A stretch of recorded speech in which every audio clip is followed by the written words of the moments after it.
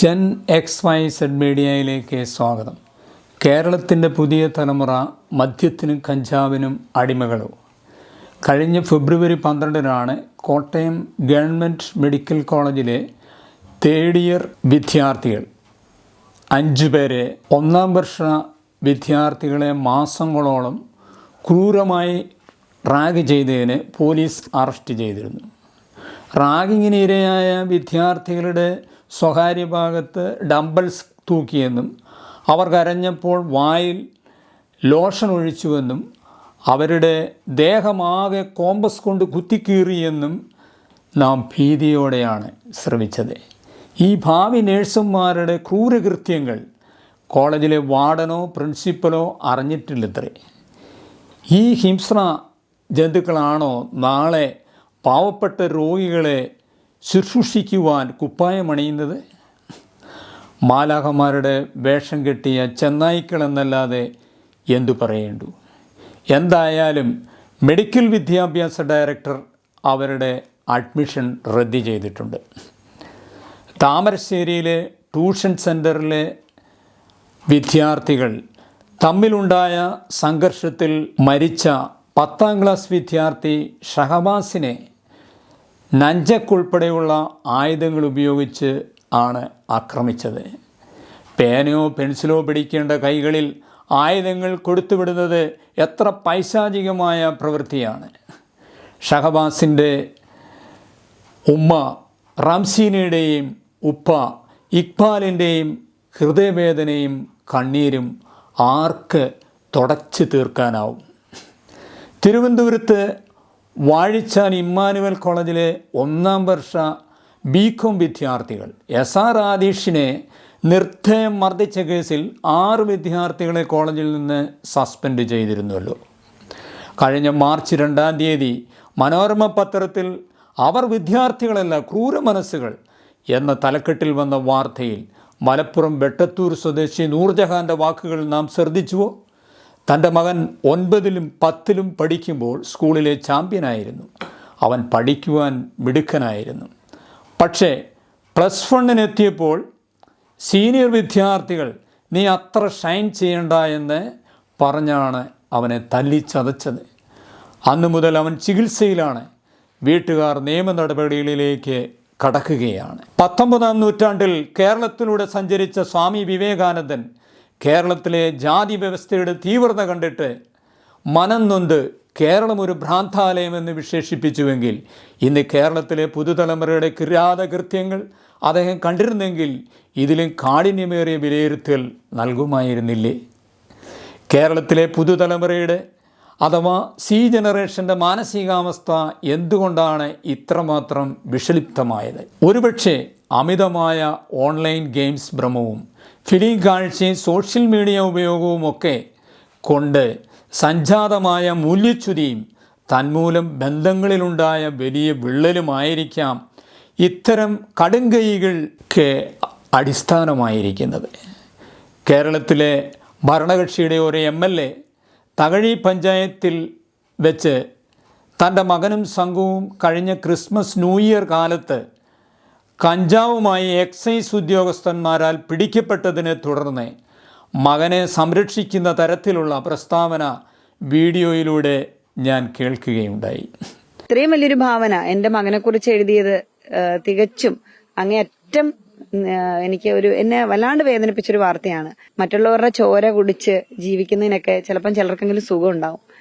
നമ്മുടെ രാഷ്ട്രീയ പാർട്ടികൾക്ക് തങ്ങളുടെ വിദ്യാർത്ഥി യുവജന പ്രസ്ഥാനങ്ങളെ കൂടെ നിർത്താനും ജാഥയും സമ്മേളനങ്ങളും വിജയിപ്പിക്കുവാനും കള്ളും കഞ്ചാവും കൊടുത്തേ പറ്റൂ എന്ന നിലയിലായിട്ടുണ്ട്. മനുഷ്യജീവന് പുല്ലുവില പോലും കൽപ്പിക്കാത്ത ഒരു കാലമാണിത്. സ്കൂളുകളിൽ അധ്യാപകർക്ക് ശരിയായി ക്ലാസ് നടത്താനോ ചോദ്യങ്ങൾ ചോദിക്കാനോ സാധ്യമല്ലാത്ത ഒരു കാലഘട്ടമാണിത്.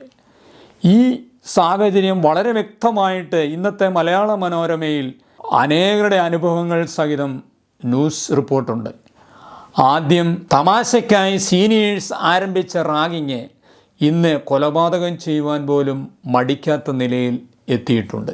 വൈത്തിരിയിലെ കേരള വെറ്റിനറി യൂണിവേഴ്സിറ്റിയിൽ വിദ്യാർത്ഥിയായിരുന്ന സിദ്ധാർത്ഥൻ്റെ മരണം റാഗിങ്ങിൻ്റെ ഭീകരഫണം നമ്മുടെ മുമ്പിൽ ഉയർത്തുന്നു. ചില വർഷങ്ങൾക്ക് മുമ്പ് ഒരു രാഷ്ട്രീയ പാർട്ടിയുടെ നേതാവിൻ്റെ മകൻ ലഹരി റാക്കറ്റിൻ്റെ പ്രധാന കണ്ണിയായി പ്രവർത്തിച്ചിരുന്നത് കേരളം മറന്നിട്ടുണ്ടാവില്ല. കുടിവെള്ളത്തിന് ബുദ്ധിമുട്ടുന്ന പാലക്കാട് എലപ്പുള്ളിയിൽ പുതിയ ബ്രൂവറി തുടങ്ങാനായിട്ട് ഇപ്പോഴത്തെ കേരള സർക്കാർ അനുവാദം നൽകിയത് അടുത്ത നാളിലാണല്ലോ. കുട്ടികളുടെ കുറ്റകൃത്യങ്ങളുടെ ഗൗരവം, നിലവിലുള്ള നിയമ സംവിധാനം, ഇവയെ സംബന്ധിച്ച് കുട്ടികൾക്ക് ആവശ്യമായ ബോധവൽക്കരണം ഒക്കെ നടത്തേണ്ടത് ഇന്നിൻ്റെ ആവശ്യമാണ്. കുറ്റകൃത്യം നടത്തിയവർ കുട്ടികളാണെന്ന പരിഗണന നൽകി രക്ഷപ്പെട്ടു പോകാൻ അനുവദിക്കുന്നത് സമൂഹത്തോടും പുതിയ തലമുറയോടും ചെയ്യുന്ന വലിയ അപരാധമാണ്. അക്രമവും ക്രൂരതയും കാട്ടുന്ന സിനിമകൾ നന്നായി സെൻസർ ചെയ്യപ്പെടണം. മറ്റുള്ളവരുടെ കഷ്ടപ്പാടുകൾ, യുദ്ധത്തിൻ്റെ അനന്തരഫലങ്ങൾ, ദാരിദ്ര്യത്തിൻ്റെ നേർചിത്രം, ജീവിത യാഥാർത്ഥ്യങ്ങൾ, ധാർമ്മിക ബോധം ഒക്കെ പ്രതിപാദിക്കുന്ന പാഠങ്ങൾ വിദ്യാർത്ഥികൾ പഠിക്കുകയും ചർച്ച ചെയ്യുകയും വേണം. രാസലഹരിക്ക് ഇന്ന് നല്ല പങ്ക് കൗമാരക്കാർ അടിമപ്പെട്ടിട്ടുണ്ട്. ലഹരിയുടെ ഉറവിടങ്ങളും ഇടനിലക്കാരെയും വിൽപ്പനക്കാരെയും തുറുങ്കിലടയ്ക്കാൻ ഒട്ടും അമാന്തിച്ചുകൂടാ. പ്രമുഖ രചയിതാവ് ശ്രീ സക്കറിയായുടെ ഭയപ്പെടാൻ സമയമായി എന്ന മലയാള മനോരമയിലെ ലേഖനത്തിൽ എഴുതിയത് ഭ്രാന്തിൻ്റെ ഔദ്യോഗിക നിർവചനത്തിന് വെളിയിലല്ലേ നമ്മുടെ മാനസിക രോഗങ്ങൾ അധികവുമെന്ന് സംശയിക്കണം. ശരീരത്തിൻ്റെ ആരോഗ്യത്തെ പോലെ തന്നെ അതിപ്രധാനമാണ് മനസ്സിൻ്റെ ആരോഗ്യമെന്ന ഉറച്ച നിലപാട് സ്വീകരിക്കാൻ കേരളം തയ്യാറാവേണ്ടതുണ്ട്. ശ്രീ സക്കറിയയുടെ ഈ സൂചന ഗൗരവമേറിയ ചോദ്യങ്ങൾ ഉയർത്തുന്നുണ്ട്. എന്തായാലും ഈ നീർച്ചുഴിയിൽ നിന്ന് ഭാവി വാഗ്ദാനങ്ങളായ നമ്മുടെ പുത്തൻ തലമുറയെ നാം എങ്ങനെ രക്ഷിക്കും? പുതുതലമുറയിൽ അസ്തമിച്ചു കൊണ്ടിരിക്കുന്ന ധാർമ്മിക മൂല്യങ്ങൾ എങ്ങനെ കരുപ്പിടിപ്പിക്കും? നമ്മുടെ ജീവിതങ്ങളെ പരിശോധിച്ച് ഒരു വിലയിരുത്തലിന് തയ്യാറാകുമോ? ഏത് സ്ഥാപനവും വ്യാപാര വ്യവസായ രംഗത്തുള്ളവരും വർഷത്തിലൊരിക്കൽ കണക്കെടുപ്പോ ബാലൻസ് ഷീറ്റോ തയ്യാറാക്കുക പതിവാണല്ലോ. നമ്മുടെ ജീവിതത്തിൻ്റെ ഒരു കണക്കെടുപ്പ് നടത്തേണ്ടതല്ലേ? നാമും ദൈവവുമായുള്ള ബന്ധം എങ്ങനെ പോകുന്നു?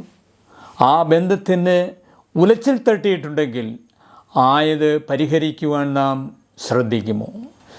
ജീവിതത്തിൽ സർവശക്തനായ സർവജ്ഞാനിയായ സൃഷ്ടാതാം ദൈവത്തിന് ഒന്നാം സ്ഥാനം കൊടുത്തുകൊണ്ട് ദൈവിക ആലോചന ശ്രദ്ധിച്ചുകൊണ്ട് മുൻപോട്ട് പോകുവാൻ താങ്കൾ ഒരു വിചിന്തനത്തിന് തയ്യാറാകുമോ? വിശുദ്ധ ബൈബിൾ പ്രസ്താവിക്കുന്നത്, യൗവനക്കാരാ, നിൻ്റെ യൗവനം തുച്ഛീകരിച്ച് കളയരുത്, യൗവനത്തിലെ നിൻ്റെ സൃഷ്ടിതാവിനെ അറിഞ്ഞുകൊള്ളുക.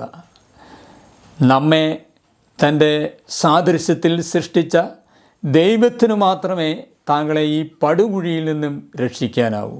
ദൈവവുമായി ചേർന്ന് നല്ലൊരു ഭാവി ജീവിതം പടുത്തുയർത്തുവാൻ താങ്കളെ ഹൃദയപൂർവ്വം ക്ഷണിച്ചുകൊള്ളുന്നു. ദൈവം അനുഗ്രഹിക്കട്ടെ.